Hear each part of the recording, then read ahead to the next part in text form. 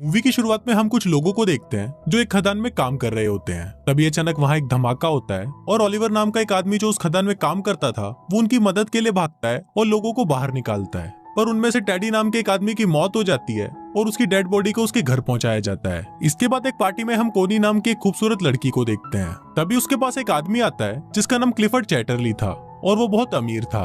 अब कुछ देर तक बातें करने के बाद वो दोनों एक दूसरे से इम्प्रेस हो जाते हैं और साथ में डांस करने लगते हैं। लेकिन कोनी के दोस्त डंकन को ये बिल्कुल भी पसंद नहीं आता क्योंकि वो भी कोनी से प्यार करता था। अब इन दोनों की ये मुलाकात प्यार में बदल जाती है और वो दोनों एक दूसरे से शादी कर लेते हैं। और शादी के वक्त वो दोनों ये कसम खाते हैं कि वो दोनों एक दूसरे से हमेशा वफादार रहेंगे और कभी भी एक दूसरे का साथ नहीं छोड़ेंगे। अब उन दोनों की मैरिज लाइफ बहुत अच्छी चल रही थी, पर अगले दिन ही क्लिफर्ड को सेना में जाना पड़ता है क्योंकि वो एक सोल्जर था। वहीं जंग के दौरान क्लिफर्ड घायल हो जाता है और उसे वापस घर भेज दिया जाता है। आज क्लिफर्ड घर आ रहा था और सभी बहुत ज्यादा खुश थे और उसका वेलकम करने के लिए घर के बाहर खड़े थे। क्लिफर्ड को देखकर कोनी बहुत ज्यादा खुश होती है, पर तभी हम देखते हैं कि जंग में घायल होने के बाद क्लिफर्ड के पेट के नीचे का पूरा हिस्सा पैरालाइज हो जाता है। अब क्लिफर्ड अपनी हालत से लाचार था और वो सबको थैंक यू बोलकर अंदर आ जाता है। वहीं कोनी क्लिफर्ड को जिंदा देखकर खुश तो हो रही थी, पर वो भी अंदर ही अंदर बहुत दुखी थी।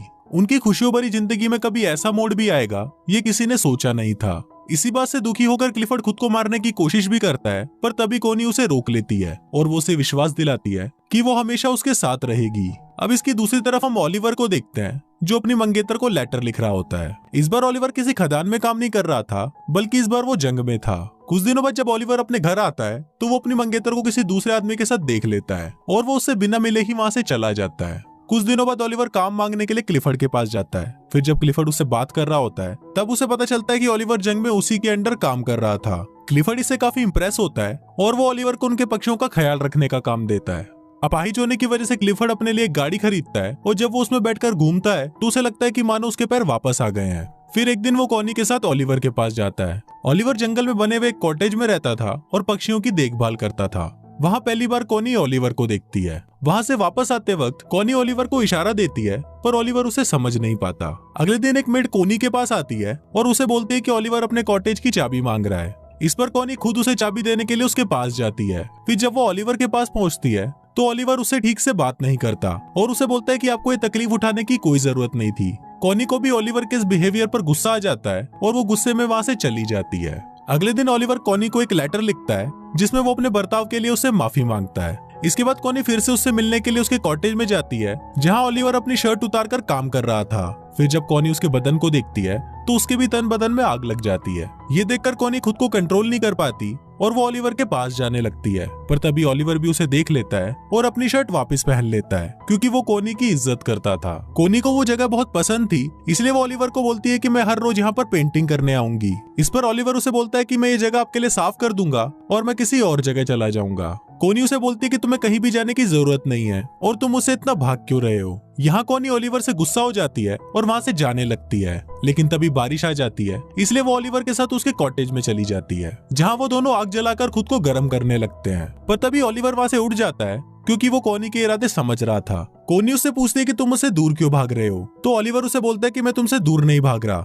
बस मैं डर रहा हूँ क्योंकि अगर क्लिफर्ड को हमारे बारे में पता चल गया तो मेरी नौकरी चली जाएगी। अब क्योंकि ओलिवर ने कोनी को गर्म करके ठंडा ही छोड़ दिया था, इसलिए वो वहाँ से अपने घर चली जाती है। एक दिन कोनी क्लिफर्ड को बोलती है कि मुझे बहुत अफसोस है कि हमारा कोई बच्चा नहीं है। इस पर क्लिफर्ड उसे बोलता है कि मैं बहुत कोशिश कर रहा हूँ और वो अपने शरीर को ठीक करने के लिए उस पर करंट के झटके देने लगता है। क्लिफर्ड दर्द से बहुत चिल्ला रहा था और फिर जब आखिरी में कोनी से उसका दर्द देखा नहीं जाता तो वो क्लिफर्ड को रोक देती है। अब क्लिफर्ड इस काम में नाकाम हो गया था, इसलिए वो रोने लगता है। अब इसके अगले दिन कोनी जंगल में जाती है और वहाँ पर बैठकर एक डायरी पढ़ने लगती है, पर तभी उसे ओलिवर के काम करने की आवाज सुनाई देती है और वो तुरंत उसके पास चली जाती है। जहाँ पहुंचकर वो छोटे चूजों को देखती है और उनको देखकर रोने लगती है। उन बच्चों को देखकर वो अपने बच्चे को याद करती है जो शायद अब कभी भी पैदा नहीं होगा। अब कोनी को रोता हुआ देखकर ओलिवर उसके पास आता है और उसे गले लगा लेता है। अब ओलिवर भी कोनी को पसंद करने लगा था, इसलिए वो उसे अपने साथ अपने कॉटेज में ले जाता है जहाँ वो दोनों घपाघप करते हैं। अब कोनी पूरे दिन ओलिवर के साथ ही रहती है और फिर जब शाम होने को आती है तो ओलिवर उसे घर छोड़ने उसके साथ जाता है। जाने से पहले कोनी ओलिवर से पूछती है कि तुमने जो किया है क्या तुम्हें उसका कोई पछतावा है, जिस पर ओलिवर उसे बोलता है कि नहीं, मैं तुमसे प्यार करने लगा हूँ और अब तुम सिर्फ मेरी हो। उसी रात बहुत तेज तूफान आता है और बादल गरजने लगते हैं। ओलिवर को कोनी की बहुत याद आ रही थी, इसलिए वो बहुत ज्यादा दारू पी लेता है। वहीं कोनी की नींद भी उड़ जाती है और वो भी ओलिवर की याद में सो नहीं पाती। फिर वो खिड़की से ओलिवर के घर की रोशनी को देखती है और वो खुद को रोक नहीं पाती और दौड़ते हुए ओलिवर के पास चली जाती है और उसे जाते हुए उसके घर की एक मेड देख लेती है। ओलिवर भी वहाँ कोनी का इंतजार कर रहा था और वो कोनी को बोलता है कि मुझे नहीं लगा था कि तुम मुझसे मिलने आओगी। इस पर कोनी उसे बोलती है कि मैं तुम्हें कभी भी अकेला नहीं छोड़ूंगी और फिर वो दोनों वहाँ पर घपाघप करने लगते हैं। एक दिन क्लिफर्ड के घर पर एक पार्टी होती है जहाँ पर डंकन भी आया होता है। फिर क्लिफर्ड देखता है कि कोनी और डंकन साथ में डांस कर रहे हैं और उसे ये देखकर बिल्कुल भी अच्छा नहीं लगता। अगली सुबह क्लिफर्ड कोनी को बोलता है कि तुम्हारे लिए तुम्हारे पति से ज्यादा इंपॉर्टेंट एक बच्चा पैदा करना है। कोनी हमेशा से एक बच्चा चाहती थी और क्लिफर्ड को लगता है कि इसीलिए कोनी डंकन के करीब जा रही है। पर इस बात से कोनी बहुत गुस्सा हो जाती है, जिस पर क्लिफर्ड उसे कहता है कि उसे इस बात से कोई फर्क नहीं पड़ता कि तुम किसी से भी बच्चा पैदा करो, बस वो बच्चा मेरा होना चाहिए। अब इस बात से गुस्सा होकर कोनी ओलिवर के पास चली जाती है और उसके साथ घपाघप करती है।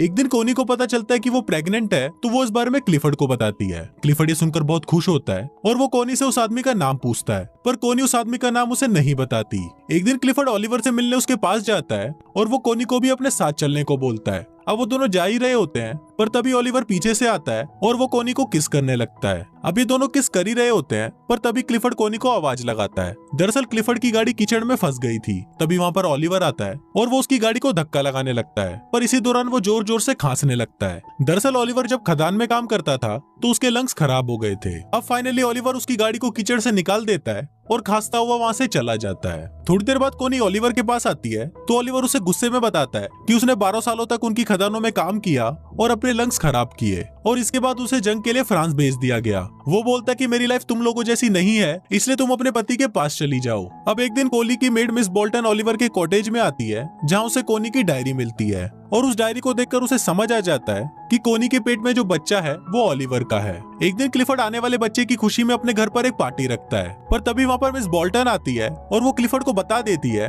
कि कोनी के पेट में जो बच्चा है वो ओलिवर का है। फिर जब कोनी क्लिफर्ड से मिलती है तो क्लिफर्ड उसे बहुत नाराज हो जाता है। इसके बाद कोनी मिस बोल्टन के पास जाती है और उसे पूछती है कि तुम्हें ये बात किसने बताई, पर इस पर मिस बोल्टन उसे कुछ नहीं बताती। अब कोनी को लगता है कि शायद मिस बोल्टन को ओलिवर ने बताया होगा, पर मिस बोल्टन उसे बोलती है कि उसने उसे कुछ नहीं बताया। अब इस पर कोनी रोने लगती है और वो उसे बोलती है कि मैं ओलिवर से बहुत प्यार करती हूँ। फिर मिस बोल्टन उसके पास आती है और उसे माफी मांगते हुए बोलती है कि जल्दी ओलिवर के पास जाओ वरना तुम्हारा पति उसे मार देगा। ये सुनकर कोनी भागते हुए ओलिवर के आउट हाउस में जाती है और देखती है कि वहाँ पर कोई नहीं था।